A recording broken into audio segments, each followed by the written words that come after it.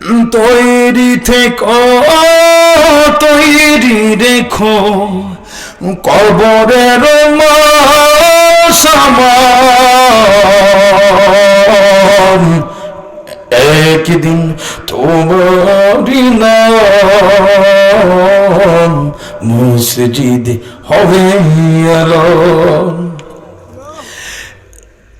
একদিন তোমাকে পরিয়ে কাফন, বন্ধু স্বজন করবে দাফন। হঠাৎ চলে যাবে আদরেরই ধন, প্রিয় মা বাবার ভাসিয়ে নয়ন। তৈরি থেকো, তৈরি রেখো সুন্নতি আমল ইমান। একদিন তোমারই নাম মসজিদ হবে এলান। নামে সমন জারি হলে করবে আটক। পুলিশ যদি কারোর নামে গ্রেফতারি পরোয়ানা ওয়ারেন্ট ইস্যু করে, সমন জারি করে, তাহলে আপনি যেখানে যে পলান, আপনি যদি পুলিশের হাতে না ধরা দেন, সেনাবাহিনী পুলিশ দুইজনে মিলে আপনাকে যৌথভাবে গ্রেফতার করবে। গ্রেফতার আপনার হতেই হবে। কিন্তু আল্লাহ যদি কারোর নামে পরোয়ানা ইস্যু করে, তাহলে জমিনের পরে একটা দানা খাবার আপনি খেতে পারবেন না, হারাম হয়ে যাবে আপনার জন্য। একটা মুহূর্ত আপনি বিচরণ করতে পারবেন না। তাহলে কেন আলটিমেটাম দাও? নামে সমন জারি হলে করবে আটক, বন্ধ হয়ে যাবে জীবন নাটক। বাহাদুরি থাকবে না দেখে যৌবন, ফুরিয়ে বসন্ত আসবে শ্রাবণ। তৈরি থেকো, তৈরি রেখো কোরআনে জীবন বিধান। একদিন তোমারই নাম মসজিদ হবে এলান। কি মসজিদে এলান হবে না? শোক সংবাদ, শোক সংবাদ। অমুক এলাকার আব্দুর রহিম, আব্দুল করিম, জোহরা খাতুন, আজকে যে বাসায় খেয়েছি ওনার নাম কি? আমাদের বোনের নাম কি? রেখা না? রেখা বেগম। রেখা বেগম, রেখা আপা ক্যান্সার হয়ে মারা গিয়েছে। আসলে আল্লাহ পাক রব্বুল আলামিন দুনিয়ায় যে কোনো একটা বিষয়ের মাধ্যমে তো নেবেই। দুইটা বাচ্চা দেখেন বিদেশ রয়েছে, কান্নাকাটি করছে, এত জিনিস খাওয়াইছে, দুধ থেকে শুরু করে আল্লাহ, এই এলাকার বোয়াল মাছ থেকে শুরু করে গরুর গোশ, মুরগির গোশ, খাসির গোশ কিচ্ছু বাদ দেয়নি। আলেম পেয়ে কি খাওয়ান খাওয়াইছে, অথচ মা নাই। চিন্তা করেন, দোয়া করে দিলাম। আরে বোন, তুমিও তো আমার বোন, তুমি যে আলটিমেটাও দাও 2051 সাল, 61 সাল। বোন তুমি কি মরবা না? ভাই তুমি কি মরবা না? তোমার আমার মরা লাগবে। মৃত্যুর কাছে তোমার আমার পরাস্ত হতেই হবে। এখনো সময় আছে। থাকতে সময় করো আমল, ও তোমার ইমান করো খাঁটি। শেষ ঠিকানা তোমার আমার সাড়ে 3 ঘাত মাটি। মনরে গে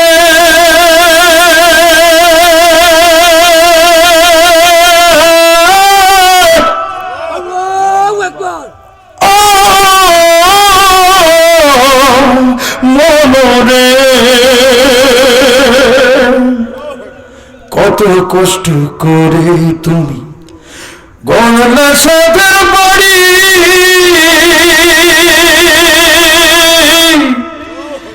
সেই বাড়িতে ঠাই হবে না, যাইতে হবে ছাড়ি। মোহ মায়ার টানে তুমি আমার বিধান হলো না, ঠিক না?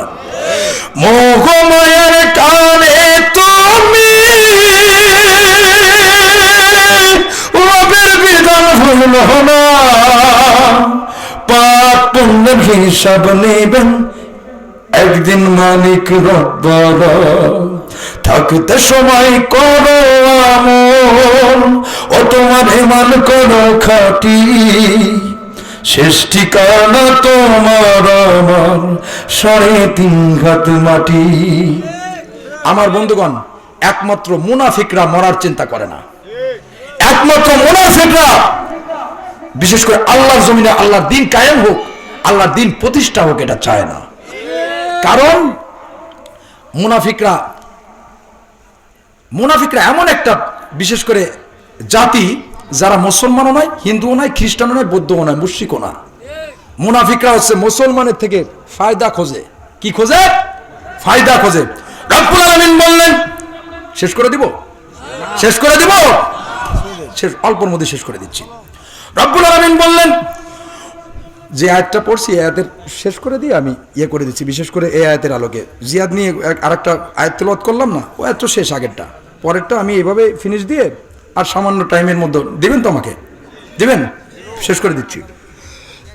লাস্টে আজানটা লাস্টে রব্বুল আলামিন বললেন, ওয়া মিনান নাসি মান ইয়াকুলু আমান্না বিল্লাহি ওয়া বিল ইয়াউমিল আখির وباليوم الآخر وما هم بمؤمنين।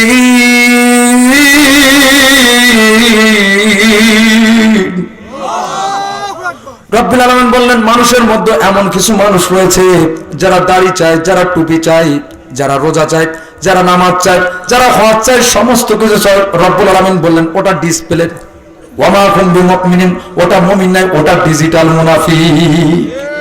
পৃথিবীর বুকে দুইটা প্রাণী আছে, বাদুর এবং চামচিকা। বিশেষ করে এরা দিনের আলো ভালো লাগে না, দিনের বেলায় পদাচরণ করে না, রাতের বেলায় রাতের আধারে মানুষের ফসল নষ্ট করে। ঠিক তেমনি মানুষের মধ্যে এমন কিছু মানুষ রূপে পশু রয়েছে, জানোয়ার রয়েছে, যেগুলো দাড়ি চায়, টুপি চায়, রোজা চায়, হজ চায়, যাকাত চায়, যা করবে দেখিয়ে দেখিয়ে করবে। শেষ নবীর উম্মত জান্নাত তো যাবেই, কিন্তু ঈমান চায় না। তারা আল্লাহর পথে নিজের জান এবং মালকে কোরবান করতে চায় না। তারা আব্দুল্লাহ ইবনে উবাই উত্তরসূরি, কথা বলেন ঠিক কিনা?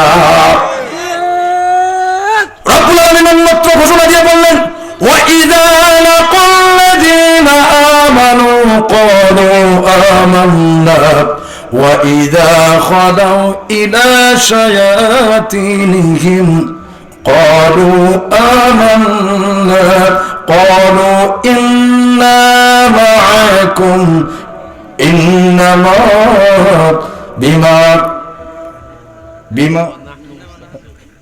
ইন্নামা নাহনু মুস্তাহজিউন। জোরে আল্লাহু আকবার। রব্বুল আলামিন বললেন, মুনাফিকরা যখন মানুষের মুমিনদের সংস্পর্শে আসে, ওয়া ইযা লাকুল্লাযীনা আমানু, যখন তারা মুমিনদের সংস্পর্শে আসে, তখন তারা বলে ক্বালু আমান্না, আমরা তো ঈমান এনেছি। তোমাদের মতো, কাদের মতো? তোমাদের মতো। আর যখন তারা ওয়া ইযা খালাউ ইলা শায়াতিনহিম, যখন তারা তাদের শয়তানের দলনেতার সাথে সংস্পর্শে আসে, তখন তারা বলে যে আমরা তো মুহাম্মাদের বাহিনীর সাথে শুধু হাসি ঠাট্টা করি মাত্র, আমরা তো তোমাদেরই দলে। রব্বুল আলামিন এই সমস্ত ডিজিটাল মুনাফিকদের বিরুদ্ধে প্রকাশ্য জিহাদ ঘোষণা করার কথা বলেছেন। রব্বুল আলামিন বললেন, ইয়া আইয়ুহান নাবিয়্যু জাহিদিল কুফফার ওয়াল মুনাফিকিনা ওয়াগলুজ আলাইহিম ওয়া মাওয়াহুম জাহান্নাম ওয়া বিসাল মাসীর। রব্বুল আলামিন বললেন যে, ওগো নবী, আপনি এই সমস্ত মুনাফিক এদের বিরুদ্ধে পূর্ণাঙ্গ শক্তি দিয়ে আপনি জিহাদ করুন, যতক্ষণ না তারা দমন হয়। আল্লাহ পাক রব্বুল আলামিন তাদের বিরুদ্ধে কঠোর নীতি অবলম্বন করেছেন। কারণ যখন মুনাফিকদেরকে আল্লাহর জমিনে আল্লাহর দ্বীন কায়েমের জন্য, আকিমুদ্দিনের উপরে কাজ করার জন্য ডাকলেন, তখন তারা বলল, রব্বুল আলামিন বললেন, وَلِيَعْلَمَ الَّذِينَ نَافَقُوا وَقِيلَ لَهُمْ تَعَالَوْا قَاتِلُوا فِي سَبِيلِ اللَّهِ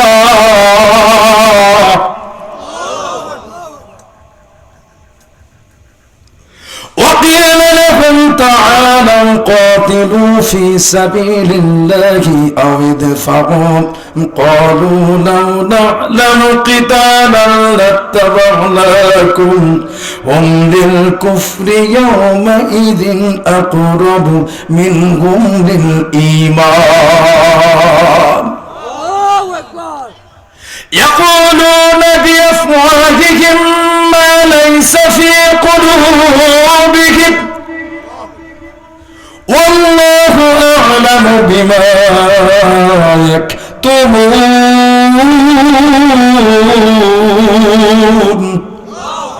রব্বুল আলামিন বলেন ওয়ালিয়া'লাম আল্লাযীনা নাফাকু, আর দেখে নাও ওই সকল মুনাফিকদের যখন তাদেরকে বলা হলো তাআলাও আসো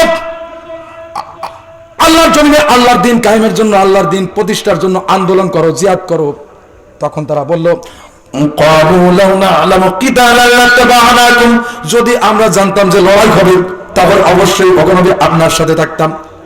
বস্তুত সেদিন তাদের বস্তুহুম লিল কুফরি ইয়াউমা ইযিন আকরাবু মিনকুম লিল ঈমান, বস্তুত সেদিন তাদের ঈমান চলে গিয়েছিল কুফরের নিকটবর্তী, যার কারণে তোরা মুনাফিক কথা বলেন, ঠিক কি না? বস্তু আল্লাহ পাক রব্বুল আলামিন বললেন ইয়াকুলুনা বিআফওয়াহিহিম মা লাইসা ফি কুলুবিহিম ওয়াল্লাহু আ'লামু বিমা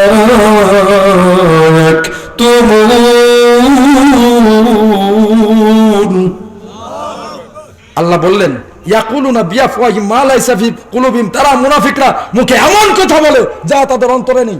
আল্লাহু আ'লামু বিমা ইয়াকতুমুন, আর আল্লাহ তারা অন্তরের ভিতরে যেসব কপটতা, ষটতা, হঠকিরতা, ভণ্ডামি, দ্বিমুখী চরিত্রের যে অভ্যাসগুলো অন্তরের ভিতরে লুকিয়ে রেখেছে, আল্লাহ এই অন্তর সম্পর্কে অধিক অবজ্ঞ। আর মুমিন কি করছে? হযরত জাফর রাদিয়াল্লাহু তাআলা আনহু স্ত্রীর হাতটা ধরে তরবারির উল্টা পিঠ দিয়ে আঘাত করছে।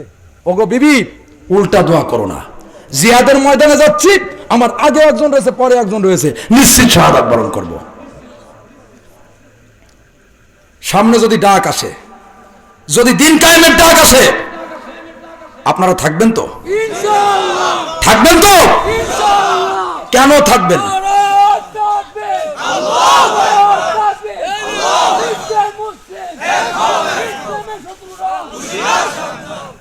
কেন থাকবেন? থাকার প্রয়োজন কেন? বিশেষ করে আব্দুল্লাহ ইবনে উবাই ইবনে সালুল, শোনেন আমার কণ্ঠে আজকে অনেক জার্নি করতে করতে এমন একটা অবস্থা হয়েছে, গলা টানতেছে, আপনারা কিছু মনে করেন না। হ্যাঁ, বিশেষ করে আব্দুল্লাহ ইবনে উবাই ইবনে সালুলের যখন মৃত্যু হয়ে গেল, তখন ওনার সন্তান আল্লাহ নবীর কাছে বললেন, ওগো নবী, আমার পিতা তো খাতরনাক মুনাফিক ছিলেন, মদিনার বিশেষ করে মক্কার সব থেকে বড় মুনাফিক ছিলেন আমার পিতা। তা ওগো নবী, আপনি একটু আপনার গায়ের জুব্বাটা দিয়ে আমার বাবাকে কাফন দেন, আমার বাপের জানাজাটা আপনি পড়ান। তখন নবীর সামনে কান্নাকাটি করছে, নবী তো রাজি হয়ে গেছে, গায়ের জুব্বাও দিয়ে গেছে। এখন যখন চলে যাবে তখন জামা ধরে টান দিছেন। কে টান দিছেন? হযরত ওমর ইবনে খাত্তাব রাদিয়াল্লাহু তাআলা আনহু। কয়েকটা সিদ্ধান্তকে ওমরের আল্লাহ সরাসরি মেনে নিয়েছেন। ওমরের পক্ষে আল্লাহ পাক রব্বুল আলামিন আসমান থেকে কোরআনের আয়াত নাযিল করে দিয়েছে।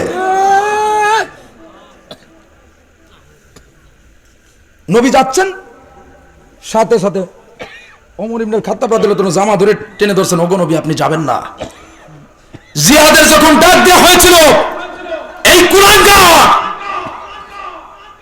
মুসলমানদেরকে মুনাফিক বানায়া, মিথ্যা প্রচারণা দিয়া মুসলমানদের স্ত্রীদেরকে, মুমিনদের স্ত্রীদেরকে তারা ঈমানকে দুর্বল করার চেষ্টা করেছিল, যে তোমাদের স্বামী বেকুব হয়ে গেছে, বোকা হয়ে গেছে, বলদ হয়ে গেছে, অন্ধ হয়ে গেছে, বিশেষ করে নিশ্চিত মারা পড়বে। দিন কায়েমের পথে তাদেরকে সঠিকভাবে কাজ করার ব্যাপারে অনেককেই মুনাফিক বানায় ফেলেছে, আর মুমিনদেরকে পারে নাই। সুতরাং নবী যাবেন না, এই মুনাফিকের জানাজা আপনি পড়াবেন না। উনি গেলেন, জানাজা পড়ায় আসলেন, সাথে সাথে আল্লাহ পাক রব্বুল আলামিন আসমান থেকে কোরআনের আয়াত নাযিল করে দিয়েছেন। ইস্তাগফির লাহুম আও লা তাস্তাগফির লাহুম ইন তাস্তাগফির লাহুম 70 মাররাতান ফালান ইয়াগফিরাল্লাহু লাহুম। সাথে সাথে ওগো নবী, আব্দুল্লাহ ইবনে উবাই ইবনে সেলুনের জন্য যদি 70 বারেরও বেশি দোয়া করেন, কোনোদিন আমি আল্লাহ এই দোয়া কবুল করব না। তাহলে ওই মুনাফিকের অনুসারী হতে চান? মুনাফিকের অনুসারী হতে চান? মুসলমান কখনো আব্দুল্লাহ ইবনে উবাইয়ের চরিত্রবান হতে পারে না। তাহলে সামনে যদি দিন কায়েমের ডাক আসে, বাতিলের বিরুদ্ধে যদি লড়তে, রক্ত দিতে, জান মাল ব্যয় করতে যদি আল্লাহর পক্ষ থেকে ডাক আসে, কোরআনের পক্ষ থেকে ডাক আসে, নবীর পক্ষ থেকে ডাক আসে, তাহলে ঝাঁপাই পড়তে রাজি আছি কারা কারা বাতিলের বিরুদ্ধে? দু হাত তুলে আল্লাহকে দেখায়।